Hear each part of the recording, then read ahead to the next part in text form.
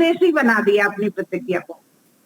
बहुत तो बढ़िया। ये इस तरह से वो है, उसका निग्रह स्थान में पहुंच जाता है। ये निग्रह स्थान योगेश्वरी माता जी ने घोल के पी लिया है। पी लिया। हाँ। बहुत अच्छा बताया। मैंने तैयारी तो उस दिन भी की थी आचार्य जी, हाँ। पर नेट नहीं थी, लाइट ही नहीं थी हमारे यहाँ। हाँ हाँ, बिल्कुल। कोई बात नहीं। लीला माता जी।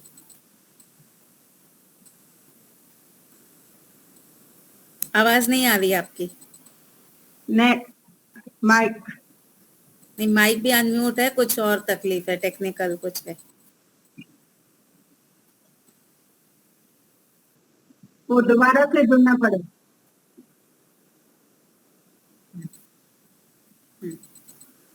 जी शशांक जी, कोई शंका है दोनों निग्रह स्थान में?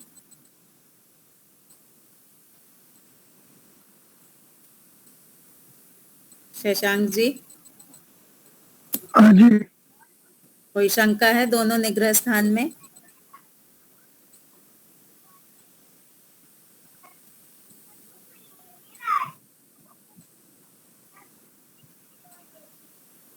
नहीं। ठीक है, तो आगे चलते हैं फिर। तो तीसरा निग्रह स्थान है प्रतिज्ञा विरोध निग्रह स्थान।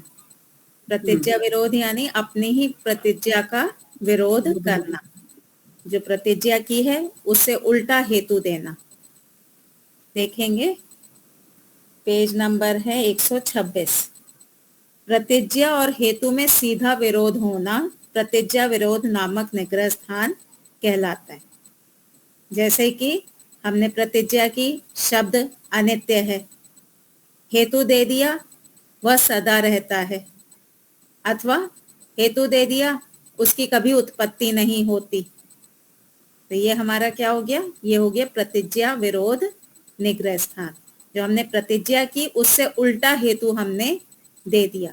हमारा जो हेतु है वो हमारी प्रतिज्ञा को सपोर्ट नहीं कर रहा, सिद्ध नहीं कर रहा। उदाहरण देखेंगे। प्रतिज्ञा द्रव्य गुण से भिन्न होते हैं। यहाँ वादी कह रहा है कि द्रव्य जो होते हैं वो गुण से भिन्न होते हैं। बात तो सही है, लेकिन अब हेतु क्या देगा? रूप आदि से भिन्न किसी वस्तु की उपलब्धि न होने से। हेतु क्या दे दिया? रूप आदि के अलावा और कोई वस्तु नहीं होती। रूप क्या है? रूप गुण है। रूप आदि ये तो गुण है। पहले उसने बोला कि द्रव्य गुण से भिन्न है, यानी द्रव्य अलग वस्तु है और गुण अलग पदार्थ है। और बाद में उसने हेतु क्या दे दिया? रूप आदि से भिन्न कुछ भी नहीं होता। प्रतिज्ञा में दो वस्तु बताई, हेतु में एक ही वस्तु बोली। आई बात पकड़ में? और स्पष्ट करिए आचार्य जी। बताते हैं।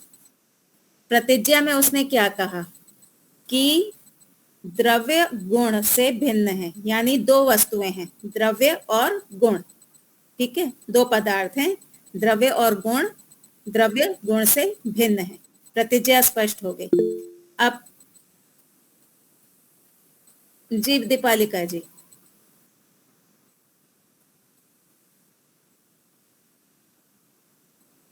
अलग अलग है ना? अलग अलग है। हाँ, तो द्रव्य और गुण द्रव्य में रहता है ना? हाँ, रहता है, लेकिन द्रव्य अलग है, गुण अलग है। हमने वैशेषिक दर्शन थोड़ा सा पढ़ा था ना कि द्रव्य में गुण रहेगा, कर्म रहेगा, लेकिन गुण के अंदर द्रव्य नहीं रहता ना। गुण जो है वो द्रव्य के आश्रित है, यानी गुण अलग है, द्रव्य अलग है। वैशेषिक को पकड़ के चलेंगे। तो वादी ने कहा द्रव्य और गुण भिन्न है। हेतु क्या दे रहा है? हेतु दे रहा है कि रूप आदि गुण के से भिन्न कोई वस्तु नहीं है। रूप आदि गुण से भिन्न कोई वस्तु नहीं है। ठीक है, आई बात पकड़ में? प्रतिज्ञा में दो वस्तुएं बोली कि ये दोनों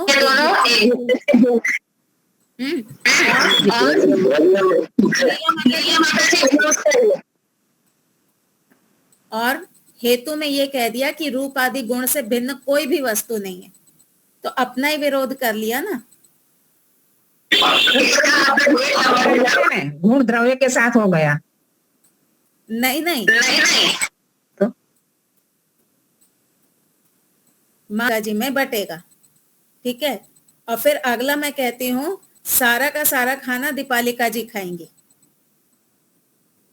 पहले 2 में बांटा और जब खाने का नंबर आया तो सारा का सारा खाना दीपालिका जी खाएंगे।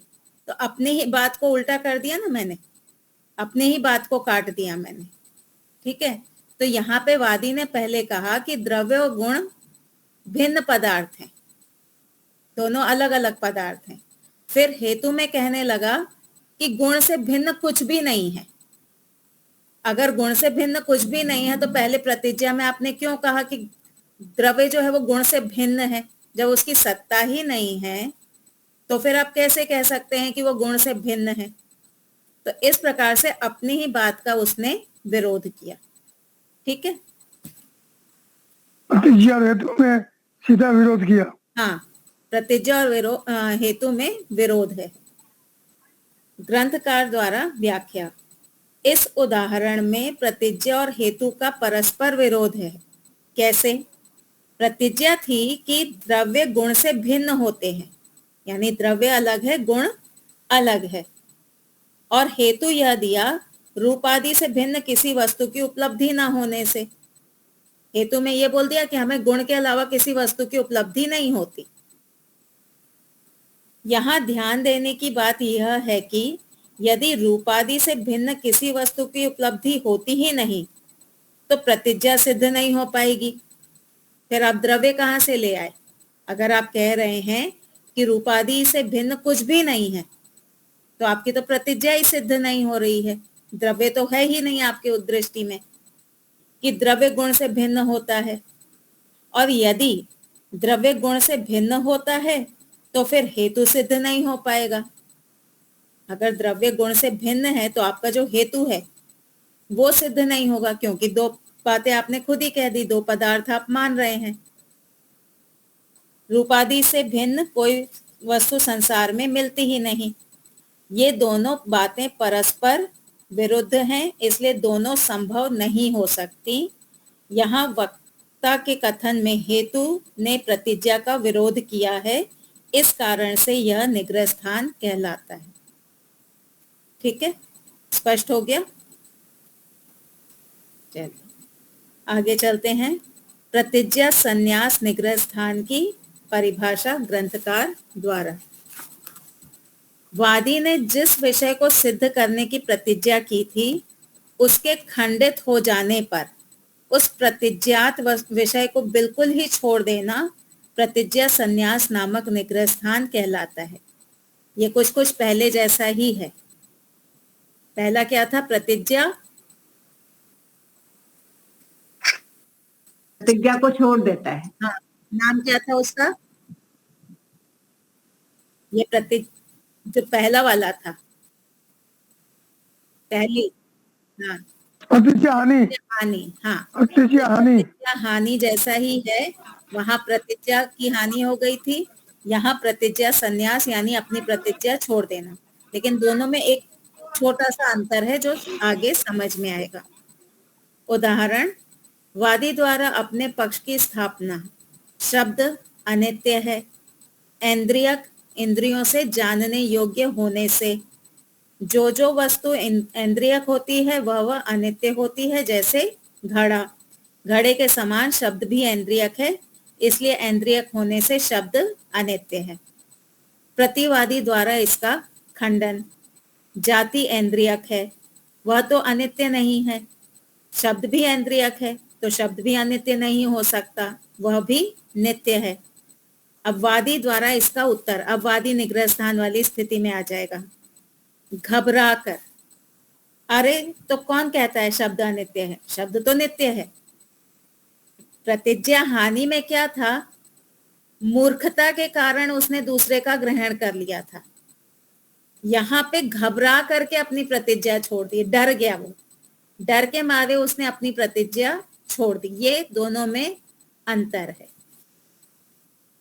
ग्रंथकार द्वारा व्याख्या। जब प्रतिवादी ने स्थापनावादी के पक्ष का खंडन कर दिया तो बेचारा वादी उसके खंडन से घबरा गया और घबराकर उसने अपने पक्ष को ही छुपा दिया या पूरी तरह से छोड़ ही दिया। हथियार डाल देना कहते हैं ना। इस प्रकार से अपने पक्ष को छुपा देना या पूरी तरह से ही छोड़ देना प्रतिज्ञा संन्यास नामक निग्रह स्थान कहलाता है। यह कोई ठीक उत्तर नहीं है, इसलिए गलत उत्तर होने से इसे निग्रह स्थान कहते हैं। आसान है ये तो। अब प्रतिज्ञा हानि और प्रतिज्ञा संन्यास निग्रह स्थान में अंतर, दोनों में ही अपना पक्ष छोड़ दिया था, लेकिन दोनों में अंतर क्या है? प्रतिज्ञा हानि निग्रह स्थान, इसमें वादी मूर्खता के कारण प्रतिवादी के दृष्टांत के धर्म को अपने दृष्टांत में स्वीकार करके अपनी प्रतिज्ञा को छोड़ बैठता है। वो सामने वाले की बातों में आ जाता है, उसको लगता है हाँ सामने वाला जो है ना वो सही कह रहा है, इसलिए वो सामने वाले की बात को स्वीकार कर लेता है। जैसे यदि जाति ऐन्द्रियक होते हुए नित्य है तो घड़े को भी ऐन्द्रियक होते हुए नित्य मान लेते हैं। उसको लगता है हाँ प्रतिवादी जो है वो सही बात कह रहा है। प्रतिज्ञा संन्यास निग्रह स्थान, इसमें वादी प्रतिवादी के आक्रमण से घबराकर अपनी प्रतिज्ञा को स्पष्ट शब्दों में पूरी तरह से ही छोड़ देता है। उसको मालूम है कि मैं सही हूं, फिर भी घबराहट में आकर के वो अपनी बात को छोड़ देता है। पहले में क्या था, उसको पहले डाउट हो जाता है कि मैं सही था कि नहीं था, फिर वो मान लेता है कि नहीं मैं गलत था, सामने वाला सही है। और यहाँ पे प्रतिज्ञा संन्यास में वो घबराहट में आकर के मान लेता है कि सामने वाला सही है। इसमें वादी प्रतिवादी के आक्रमण से घबराकर अपनी प्रतिज्ञा को स्पष्ट शब्दों से में पूरी तरह से ही छोड़ देता है। जैसे कि कौन कहता है शब्द अनित्य है? शब्द तो नित्य ही है। ठीक है, चलें आगे। पांचवा है हेत्वांतर निग्रह स्थान की परिभाषा ग्रंथकार द्वारा। वादी द्वारा सामान्य हेतु प्रस्तुत किया गया, उसका प्रतिवादी द्वारा खंडन हो जाने पर वादी अपना हेतु बदलकर दूसरा नया हेतु रखता है। इसको हेत्वांतर निग्रह स्थान कहते हैं। जब हम वाद करते हैं पहले हम एक कारण देते हैं, जब हमारा कारण कट जाता है हम दूसरा कारण देते हैं। तो जब भी हमको दूसरा कारण देना पड़ रहा है तो इसका अर्थ है हम कौन से निग्रह स्थान में आ गए? हेत्वांतर निग्रह स्थान में। हमको अपना हेतु बदलना पड़ा। जैसे पहले था ना वो शब्द अनित्य है प्रयत्न के पश्चात उत्पन्न होने से, तो वहां पे उसको अपना फिर बदलना पड़ेगा, क्योंकि प्रयत्न के पश्चात उत्पत्ति भी होती है और अभिव्यक्ति भी होती है। इसका उदाहरण थोड़ा सा क्लिष्ट है, समझने का प्रयास करेंगे। वादी द्वारा अपने पक्ष की स्थापना, प्रतिज्ञा, यह संसार एक उपादान तत्व से बना है। वादी क्या कह रहा है कि जितना भी संसार है इस सबका एक ही उपादान तत्व है। ठीक है। हेतु, सभी कार्य द्रव्यों में परिमाण देखा जाने से, सारी ही वस्तुएं, जितनी भी वस्तुएं हमको दिख रही हैं सब में परिमाण है, छोटा है, बड़ा है, फैला हुआ है, आदि आदि। तो सभी वस्तुओं में परिमाण देखा जाने से उसने क्या प्रतिज्ञा की? यह संसार एक उपादान तत्व से बना है। जैसे हम देखते हैं रोटी जो है वो गेहूं के आटे से बनी है, मकान जो है ईंटों से बना हुआ है। तो सभी पदार्थों, सभी जो इतनी भी वस्तुएं बनी हुई हैं उनके उपादान कारण अलग अलग हैं। लेकिन यहाँ पे वादी क्या कह रहा है? यह संसार एक उपादान तत्व से बना है। हेतु, सभी कार्य द्रव्यों में परिमाण देखा जाने से। उदाहरण, जिन जिन कार्य द्रव्यों में परिमाण देखा जाता है वे सब एक ही उपादान कारण से बने हुए होते हैं। जैसे घड़ा, सकोरा, तवा इत्यादि पदार्थ एक ही उपादान कारण मिट्टी से उत्पन्न होते हैं। उपनय जैसे मिट्टी से बने प्रत्येक कार्य द्रव्य में परिमाण देखा जाता है, वैसे ही सारा संसार भी परिमाण से युक्त है। इसलिए सारी वस्तुओं में क्योंकि परिमाण है, इसलिए सारी वस्तु किससे बनी हुई है? एक ही उपादान तत्व से बनी हुई है। ये समझ में आया? ये जो पंचावयव है, थोड़ा सा कठिन लग रहा है, थोड़ा कठिन लग रहा है।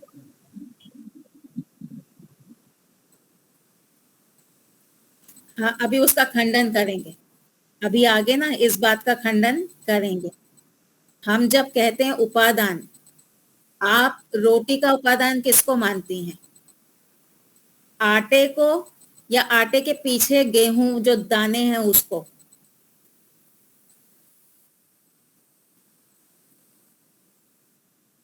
नहीं, बताइए ना, किसको? आटे को कहते हैं ना। आ, आटे को हम कहते हैं उपादान कारण। वैशेषिक दर्शन में एक नियम है, जो साक्षात कारण होता है ना, उसको माना जाता है। जो परंपरा से कारण होगा उसको नहीं मानेंगे। जैसे कि पुत्र का कारण पिता है, दादा नहीं है। दादा परंपरा से कारण है, लेकिन साक्षात कारण पिता होता है। ठीक है, तो भले सब कुछ प्रकृति से बना है, लेकिन सभी का आगे आगे आप जब आते जाएंगे तो उपादान कारण अलग अलग होते जाते हैं। आप महतत्व का कारण प्रकृति बोलते हैं, लेकिन उसके बाद में अहंकार आदि, उसका फिर महतत्व आदि बोलते हैं ना। हम ये नहीं कहते ना कि अहंकार और ये सारे प्रकृति से बने हुए, हम एक क्रम से चलते। ठीक है, वापस से ये पंचावयव को देखते हैं। यह संसार एक उपादान तत्व से बना है, हेतु सभी कार्य द्रव्यों में परिमाण देखा जाने से, क्योंकि सब में परिमाण है, इसलिए इन सब का जो उपादान है वो एक ही वस्तु है। जिन जिन कार्य द्रव्यों में परिमाण देखा जाता है वे सब एक ही उपादान कारण से बने हुए होते हैं। जैसे घड़ा, सकोरा, तवा इत्यादि पदार्थ एक ही उपादान कारण मिट्टी से उत्पन्न होते हैं। उपनय जैसे मिट्टी से बने प्रत्येक कार्य द्रव्य में परिमाण देखा जाता है, वैसे ही सारा संसार भी परिमाण से युक्त है। निगमन, इसलिए सभी कार्य द्रव्यों में परिमाण देखा जाने से यह संसार एक उपादान तत्व से बना है। इस पंचव्य में एक गड़बड़ है। क्या गड़बड़ है? जब हम सभी वस्तुओं को ले लेते हैं ना, सारा संसार, हम जब पंचावयव बनाते हैं तो पंचावयव में हमारा एक होता है साध्य, और साध्य से भिन्न होता है एक दृष्टांत। दो वस्तुएं होती हैं, जैसे शब्द और घड़ा। शब्द हमारा साध्य था, दृष्टांत हमारा सिद्ध घड़ा था। शब्द अलग है और घड़ा अलग है। तो जब भी हम पंचावयव बनाते हैं तो दो पदार्थ तो होंगे ही उसमें, एक साध्य और एक सिद्ध। अब जब हम सारा संसार साध्य कोटि में डाल देंगे कि सारा संसार एक उपादान से बना है, तो ये सारे संसार से भिन्न, क्या आपको कोई उदाहरण मिलेगा? नहीं मिलेगा। तो कभी भी पंचावयव बनाते हुए सारा संसार, सारी वस्तुएं, इस प्रकार का पंचावयव हमको नहीं बनाना चाहिए। ठीक है, क्योंकि उसमें फिर आपको कोई दृष्टांत नहीं मिलेगा। अब प्रतिवादी इसका खंडन करेगा। जो पदार्थ अनेक उपादान द्रव्यों से बनते हैं उनमें भी परिमाण देखा जाता है। जैसे ये जो है रोटी जो है वो आटे से बनी, ठीक है, उसमें एक वस्तु थी, लेकिन कई चीजों को मिला करके जब आप कोई चीज बनाते हैं तो उसमें भी तो परिमाण होता है। तो अनेक उपादान कारणों वाले वस्तु में भी परिमाण तो देखा ही जाता है। जैसे कि त्रिफला चूर्ण, त्रिकटु चूर्ण इत्यादि। त्रिफला चूर्ण 3 चीजों से बनता है, उसमें भी परिमाण है। इस प्रकार से अनेकांतिकत्व दोष होने से आपका हेतु खंडित हो गया। वादी द्वारा इसका उत्तर। अब वादी हेतुअंतर निग्रह स्थान में आएगा। अनेकांतिकत्व का मतलब होता है कि आपने जो हेतु दिया वो हेतु आपका आपके पक्ष में भी जा रहा है और प्रतिवादी के पक्ष में भी जा रहा है। जैसे कि आपने कहा शब्द अनित्य है, प्रयत्नांतर होने से, प्रयत्न के बाद शब्द हमको सुनाई देता है ना, हम जब बोलते हैं प्रयत्न करते हैं तब शब्द बाहर आता है और हमको सुनाई देता है। तो आपने कहा शब्द अनित्य है प्रयत्नांतर होने से। अब प्रयत्न के बाद उत्पत्ति भी होती है, प्रयत्न के बाद अभिव्यक्ति भी होती है।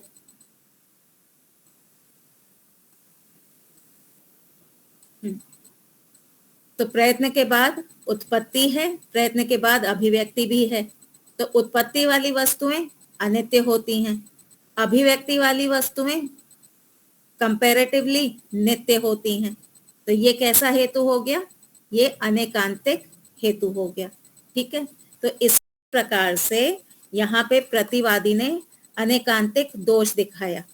वादी ने कहा कि एक उपादान वाले में परिमाण देखा जाता है, तो प्रतिवादी ने कहा कि अनेक उपादान वाले में भी तो परिमाण देखा जा रहा है। यहां तक स्पष्ट है? चलें आगे। अब वादी चले चले वादी द्वारा इसका उत्तर, जो त्रिफला चूर्ण अथवा त्रिकटु चूर्ण इत्यादि अनेक उपादान द्रव्यों से बनते हैं, अंत में उनका भी एक ही उपादान कारण द्रव्य मूल प्रकृति है।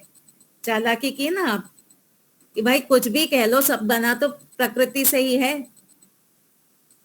तो वो भी उसी में चला गया ना, जो दीपालिका जी ने कहा था कि प्रकृति ही तो है सारी चीजों में। तो यहाँ पे वादी यही कह रहा है कि ठीक है भाई, तीन चीजों से बना है, लेकिन अंत में तो एक ही उपादान कारण है। अंत में उनका भी एक ही उपादान कारण द्रव्य मूल प्रकृति है। उस प्रकृति के तीन कणों में जो स्वभाव अर्थात सुख दुख मोह है, वैसा ही स्वभाव सुख दुख मोह इस संसार के सभी कार्य द्रव्यों में देखा जाता है। इसे सब कुछ प्रकृति से ही तो बना है। अब प्रकृति एक है तो एक प्रकृति तो हो गई। इस प्रकार से एक स्वभाव अर्थात सुख दुख मोह से युक्त सभी कार्य द्रव्यों में परिमाण देखा जाने से यह संसार एक उपादान तत्व से बना है। इसलिए सब कुछ एक ही उपादान तत्व वाला है। ऐसे गोल गोल बातें उसने कर दी। स्पष्ट हुआ? आगे चलें। ग्रंथकार, ठीक है। ग्रंथकार द्वारा व्याख्या। इस प्रकार की भाषा कभी कभी तो चल जाती है, लेकिन हमेशा ये भाषा नहीं चलती है। जैसे कि मान लीजिए आपके घर कोई मेहमान आए, आपने उनको खीर दी, उसने मना किया कि नहीं भाई अभी तो पेट भरा हुआ है, तो क्या बोलेगा? अरे दूध ही तो है। कारण का आपने कार्य में वो लगा दिया, कार्य के अंदर आपने कारण दिखा करके दूध ही तो है खा लो, तो वहां चल जाएगा। लेकिन हर जगह की अरे ये रिमोट कंट्रोल प्रकृति का बना हुआ है, अरे ये टेबल प्रकृति की बनी हुई, वहां पे आपका ये व्यवहार नहीं चलेगा। वहां आपको बोलना पड़ेगा टेबल लकड़ी की बनी हुई है। ठीक है। तो ग्रंथकार द्वारा व्याख्या। इस उदाहरण में वादी ने पहले एक सामान्य हेतु प्रस्तुत किया, सभी कार्य द्रव्यों में परिमाण देखा जाने से। उसने क्या हेतु दिया था कि परिमाण है सब में, इसलिए सबका उपादान तत्व एक है। जब प्रतिवादी ने उसमें अनेकांतिकत्व दोष दिखाकर उसका खंडन कर दिया, तो वादी ने पहला हेतु खंडित हो जाने पर दूसरा हेतु प्रस्तुत कर दिया। उसने पहले परिमाण लिया था, फिर दूसरे हेतु में क्या लिया? सुख दुख और मोह। पहले उसने हेतु दिया था क्योंकि परिमाण है, फिर दूसरी बार उसने कह दिया क्योंकि सब में सुख दुख मोह है, इसलिए सभी एक उपादान तत्व से बने हुए हैं। जब प्रतिवादी ने उसमें अनेकांतिकत्व दोष दिखाकर उसका खंडन कर दिया, तो वादी ने पहला हेतु खंडित हो जाने पर दूसरा हेतु प्रस्तुत किया, एक स्वभाव अर्थात सुख दुख मोह से युक्त सभी कार्य द्रव्यों में परिमाण देखा जाने से। दूसरा हेतु प्रस्तुत करने से यह सिद्ध हुआ कि पहला हेतु अपने साध्य को सिद्ध करने में असमर्थ था। दूसरा हेतु क्यों देना पड़ा? क्योंकि पहला हेतु आपका कमजोर था, इसलिए उसका खंडन हो गया। पहले ही आप ऐसा हेतु रखते जिसमें कोई दोष ना होता, वो हेतु भास की कैटेगरी में ना आता, पर आपका पहला हेतु गलत था, इसलिए आपको दूसरा हेतु रखना पड़ा। फिर दूसरा विशेष हेतु प्रस्तुत करना पड़ा। तो दूसरा हेतु प्रस्तुत करने पर पहला हेतु साध्य की सिद्धि में असमर्थ होने के कारण यह हेतुअंतर निग्रह स्थान कहलाता है।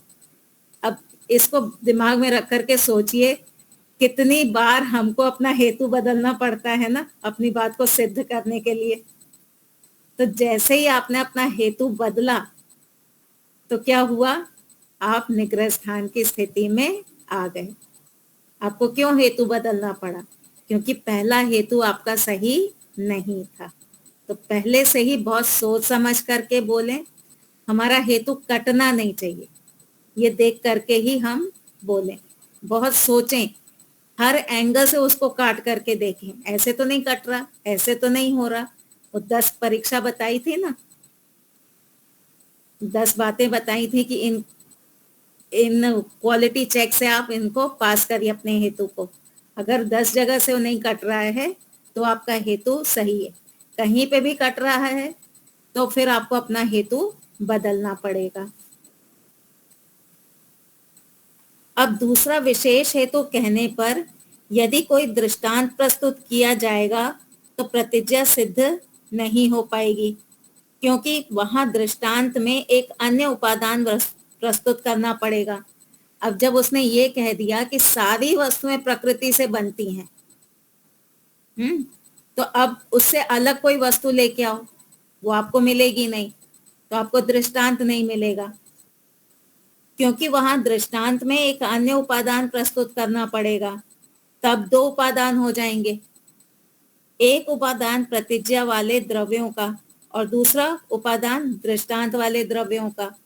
ऐसा करना प्रतिज्ञा के विरुद्ध होगा, क्योंकि प्रतिज्ञा में तो यही कहा गया था कि संसार में केवल एक ही उपादान है, दूसरा तो कोई उपादान मिलेगा ही नहीं। इसके अतिरिक्त यहाँ पर वादी ने एक भूल और की, उसने सारे जगत को प्रतिज्ञा अर्थात साध्य कोटि में ले लिया। उसने क्या किया? सारा जगत, जितने भी पदार्थ हैं, उसने सारी वस्तुओं को ले लिया।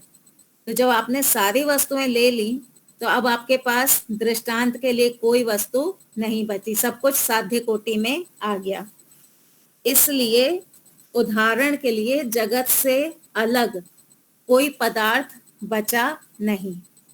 इसका परिणाम यह होगा कि वादी अपने पक्ष की सिद्धि के लिए दूसरा हेतु प्रस्तुत करने के बाद भी कोई उदाहरण नहीं दिखा पाएगा। हेतु तो दे देगा कि ये प्रकृति का बना हुआ है, लेकिन उसके पास कोई दृष्टांत नहीं होगा, क्योंकि जगत से बाहर कोई वस्तु है ही नहीं जिसे उदाहरण के रूप में प्रस्तुत किया जा सके। तब भी बिना उदाहरण के हेतु द्वारा पक्ष की सिद्धि न कर पाने के कारण निग्रह स्थान बना ही रहेगा। पंचावयव का नियम है, कम से कम 3 चीजें होनी चाहिए, प्रतिज्ञा, हेतु और दृष्टांत। अब आपके पास दृष्टांत तो है ही नहीं, तो आपका पंचावयव सिद्ध नहीं होगा। और जब दृष्टांत नहीं होता है या पंचावयव में कुछ कमी रह जाती है तो उसको भी एक अलग निग्रह स्थान होता है, जिसे कहते हैं न्यून निग्रह स्थान। 5 होने चाहिए थे, 5 आपके बने नहीं, तो हो गया न्यून, यानी आपके पंचावयव में कमी है। यह कौन सा निग्रह स्थान होगा?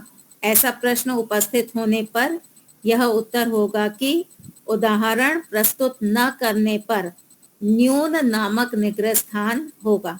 इसकी चर्चा आगे निग्रह स्थान संख्या 11 पर की जाएगी। ठीक है, स्पष्ट हो गया? कोई शंका है इसमें? चलिए आगे चलें। आगे है अर्थांतर निग्रह स्थान।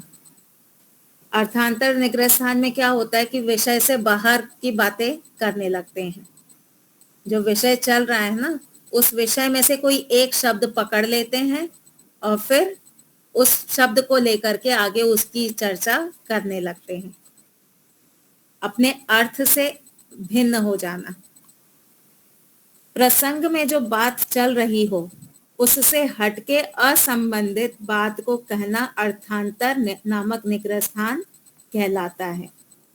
उदाहरण, वादी द्वारा अपने पक्ष की स्थापना। शब्द अनित्य है, उत्पत्ति धर्म वाला होने से जो वस्तु उत्पत्ति धर्म वाली होती है वह अनित्य होती है। जैसे घड़ा, घड़े के समान शब्द भी उत्पत्ति धर्म वाला है, इसलिए उत्पत्ति धर्म वाला होने से शब्द अनित्य है।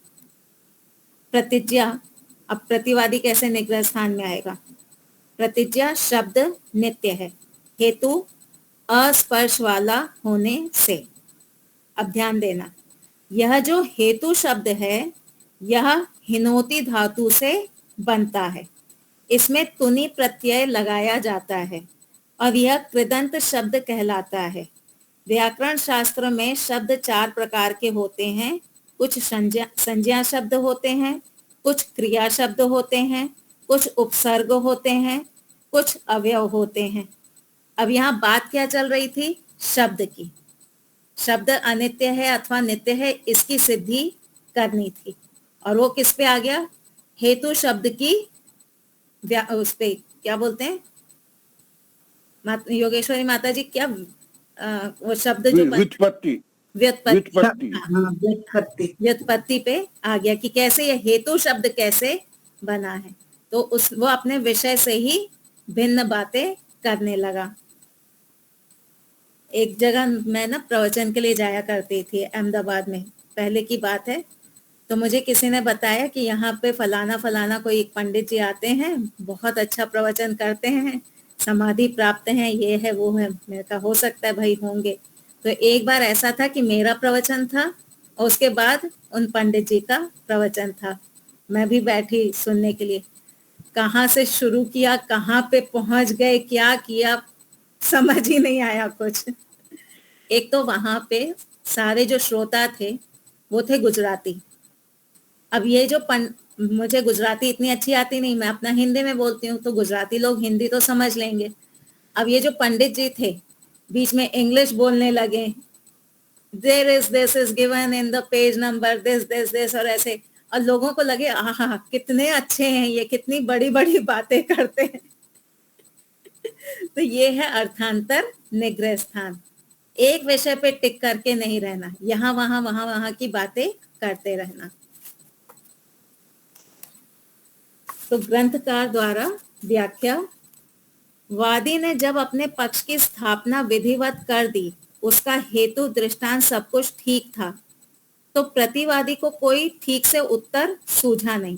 अब प्रतिवादी के पास कोई उत्तर था नहीं और अपना इंप्रेशन भी उसको जमाना था कि भाई मेरी हार ना हो जाए, पब्लिक मेरे पे थू थू ना करे। उसने अपने पक्ष में प्रतिज्ञा प्रस्तुत की, फिर उसका हेतु कह दिया। अब आगे वह अपने पक्ष की सिद्धि कर नहीं पाया, इसलिए उसने व्याकरण शास्त्र का सहारा लेकर हेतु शब्द की व्याख्या शुरू कर दी। हेतु शब्द हिनोति धातु से बनता है, इसमें तुनि प्रत्यय लगाया जाता है और यह कृदंत शब्द कहलाता है।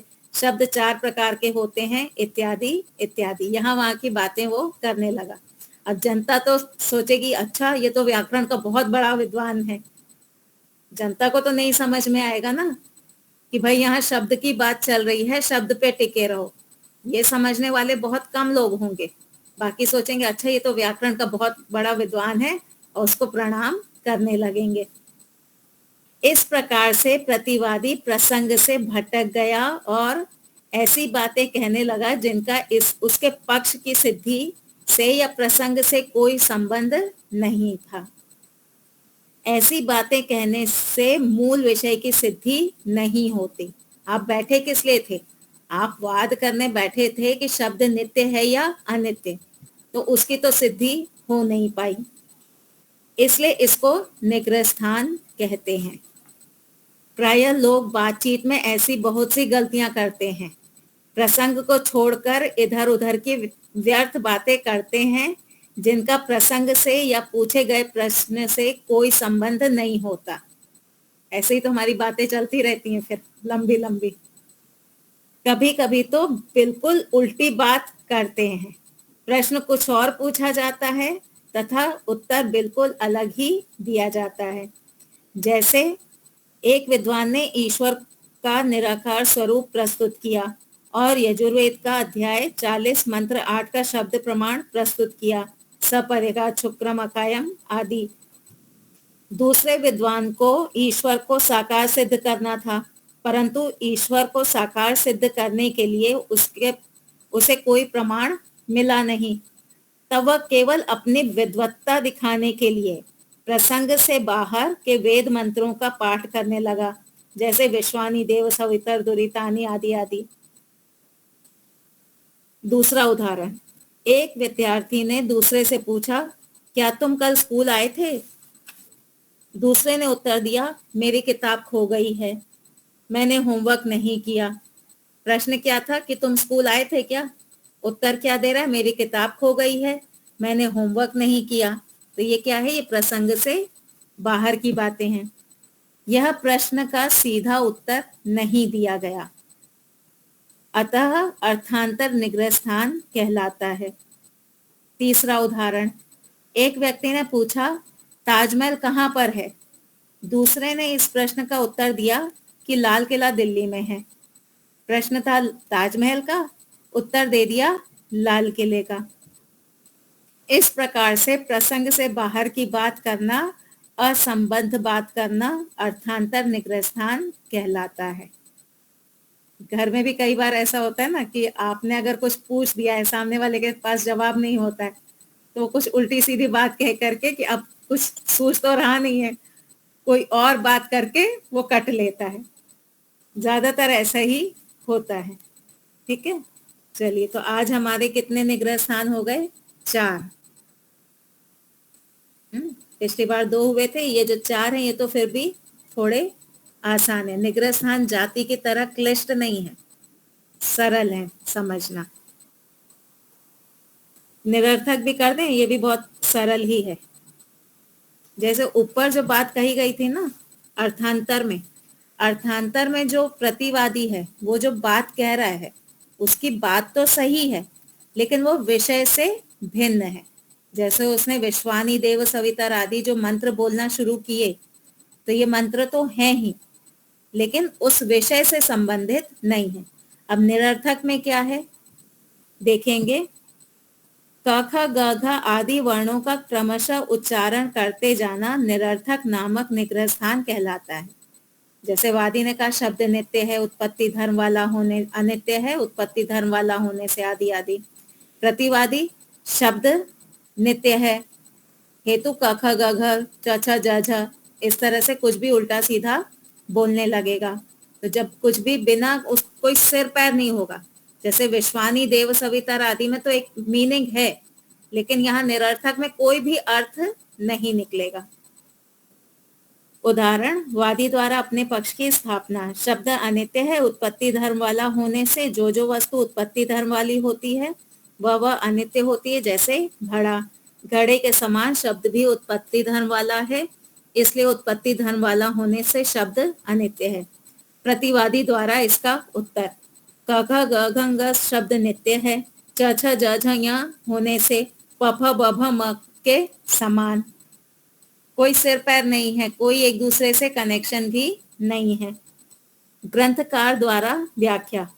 जब प्रतिवादी ने देखा कि वादी का पक्ष बिल्कुल मजबूत है, मेरे पास बोलने के लिए कुछ है ही नहीं, तो अब मैं हारने की स्थिति में हूं, ऐसी स्थिति में वह बिना किसी अर्थ के ऊट पटांग बोलने लगता है, अर्थात बिना किसी संबंध के क्रम से वर्णों का उच्चारण करने लगता है।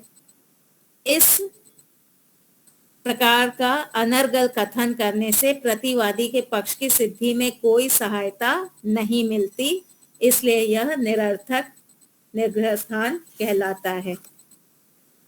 अर्थांतर और निरर्थक निग्रह स्थान में अंतर। अर्थांतर और निरर्थक निग्रह स्थान में अंतर यह है कि अर्थांतर निग्रह स्थान में वक्ता की बात अपने आप में अर्थ वाली होती है, परंतु प्रस्तुत विषय से अलग हटकर होती है, जैसे किसी मंत्र का उच्चारण करने लगना या किसी शब्द की व्याख्या करने लगना इत्यादि। और निरर्थक निग्रह स्थान में वक्ता की प्रतिज्ञा, हेतु आदि किसी भी बात में परस्पर कोई संबंध नहीं होता, वह क्रम से केवल अक्षरों का ही उच्चारण करने लगता है। ठीक है, स्पष्ट हो गया? तो हमारा समय भी हो गया है, इसको यहाँ विराम देंगे। अगली कक्षा होगी सोमवार को। आज का तो बड़ा सरल था। हाँ, निग्रह स्थान सरल है, अभी आगे तो और भी सरल आएंगे, मजा भी आएगा। जाति में दिमाग घूम गया था ना, न्यायकार ने लिखा भाई थोड़ा तो एंटरटेनमेंट भी दे ऐसा दो। लगता था कि बस छुट्टी ले ले, नहीं आना है, ऐसा लगता था 2-4। देखिए ना, सब छुट्टी लेके चले गए कोई नहीं आता था। चलिए मंत्र पाठ शांति शांति शांति। सर्वेभ्यो नमः।